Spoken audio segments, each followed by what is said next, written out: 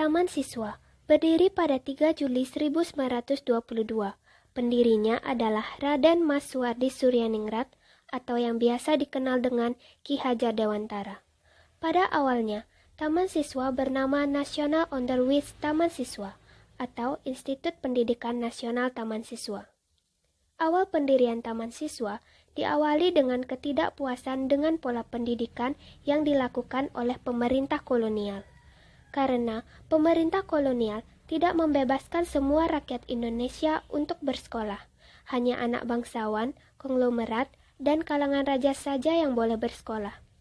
Padahal, semua rakyat Indonesia sangat membutuhkan pendidikan agar bisa segera merdeka dan bebas dari penjajahan.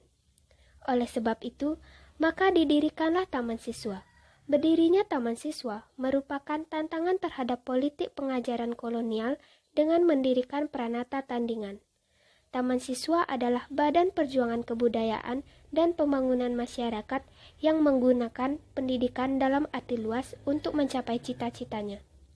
Bagi Taman Siswa, pendidikan bukanlah tujuan, tetapi media untuk mencapai tujuan perjuangan, yaitu mewujudkan manusia Indonesia yang merdeka lahir dan batinnya. Merdeka lahiriah artinya tidak dijajah secara fisik, ekonomi, politik, dan sebagainya, sedangkan merdeka secara batiniah adalah mampu mengendalikan keadaan. Sistem pendidikan Taman Siswa. Pendidikan Taman Siswa dilaksanakan berdasar sistem Among, yaitu suatu sistem pendidikan yang berjiwa kekeluargaan dan bersendikan kodrat alam dan kemerdekaan. Dalam sistem ini, setiap pendidik harus meluangkan waktu sebanyak 24 jam setiap harinya untuk memberikan pelayanan kepada anak didik sebagaimana orang tua yang memberikan pelayanan kepada anaknya. Sistem Among tersebut berdasarkan cara berlakunya disebut sistem Tutwuri Handayani. Dalam sistem ini, orientasi pendidikan adalah pada anak didik, yang terminologi baru disebut student-centered. Di dalam sistem ini, pelaksanaan pendidikan lebih didasarkan pada minat dan potensi apa yang perlu dikembangkan pada anak didik, bukan pada minat dan kemampuan apa yang dimiliki oleh pendidik.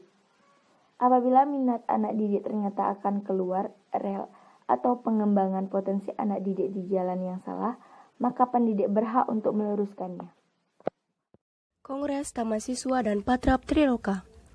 Selain kegiatan belajar mengajar, perguruan Taman Siswa juga mengadakan Kongres Taman Siswa di tahun 1946 yang merumuskan Pancadharma Taman Siswa, yaitu asas kemerdekaan, asas kodrat alam, asas kebangsaan, asas kebudayaan, dan asas kemanusiaan.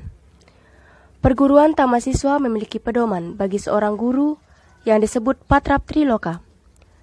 Konsep yang sangat populer ini dikembangkan oleh Ki Hajar Dewantara, yaitu ing ngarse sung tolodo, di depan memberi teladan, ing madie mangun karse, di tengah membangun karsa atau kemauan atau semangat.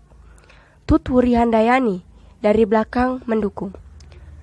Patrap Triloka ini dibuat beliau setelah mempelajari sistem pendidikan progresif yang diperkenalkan oleh Maria Montessori dan Rabindranath Tagore. Patrap Triloka ini menjadi pedoman para guru hingga sekarang. Asas Taman Siswa 1922. Asas 1922 adalah asas perjuangan yang di dalamnya terkandung dasar-dasar yang menjelaskan sifat-sifat Taman Siswa.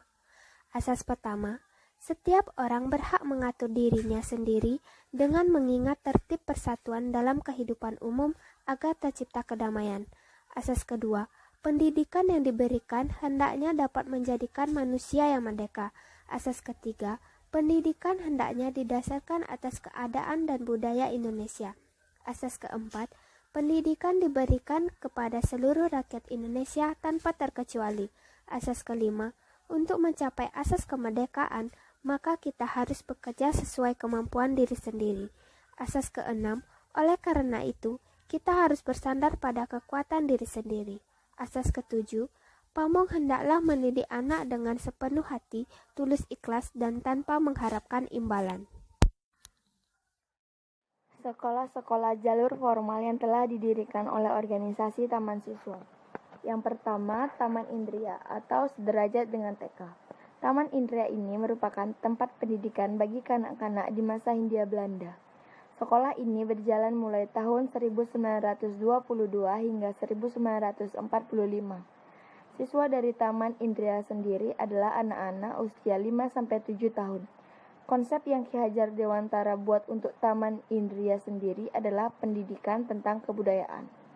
Yang kedua, Taman Muda atau sederajat dengan sekolah dasar. Ketiga, Taman Dewasa atau sederajat dengan SMP. Keempat, Taman Madya atau sederajat dengan SMA. Kelima, Taman Guru atau sekolah bagi para pamong. Keenam, Taman Prasarjana atau sederajat dengan universitas. Dan yang terakhir, Taman Sarjana Wiyata atau sederajat dengan universitas. Selain jalur formal, adapun program pendidikan yang dibentuk yaitu pendidikan jalur informal dan non-formal. Pendidikan jalur non-formal berupa sarasehan, seminar, ceramah-ceramah tentang pendidikan anak usia dini, menyelenggarakan paket A, B, C, dan pembelajaran aksara kursus. Pendidikan jalur informal berupa nasihat, petuah, dan keteladanan hidup tertib damai salam, dan bahagia terhadap siswa, orang tua siswa, dan masyarakat umum. Dengan adanya taman siswa ini, rupanya membuat pemerintahan kolonial khawatir dengan pendidikan yang telah dibentuk. Karena, seperti yang kita ketahui, Ki Hajar Dewantara membuat taman siswa ini untuk memulihkan pendidikan rakyat Indonesia dengan kebudayaan aslinya.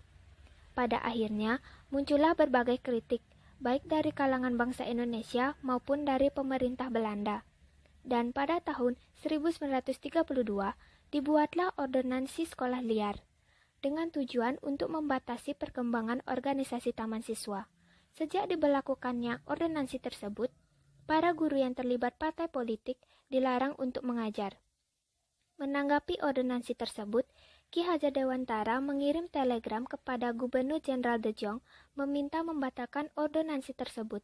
Dengan tegas, taman siswa mengancam akan melakukan pembangkangan apabila ordonansi itu tidak dicabut. Pada akhirnya, ordonansi sekolah liar tetap diberlakukan.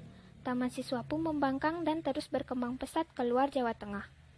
Perlawanan taman siswa terhadap ordonansi sekolah liar merupakan masa gemilang bagi sejarahnya, yang juga berarti mempertahankan hak menentukan diri sendiri bagi bangsa Indonesia.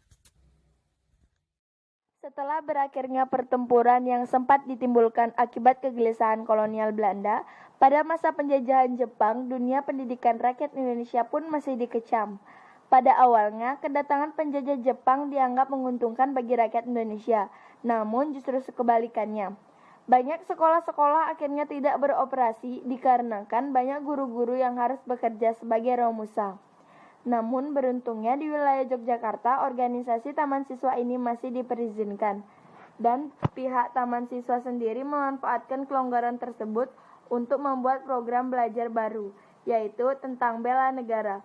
Dan setelah masa-masa penjajahan Jepang berakhir, Taman Siswa mulai berkembang kembali.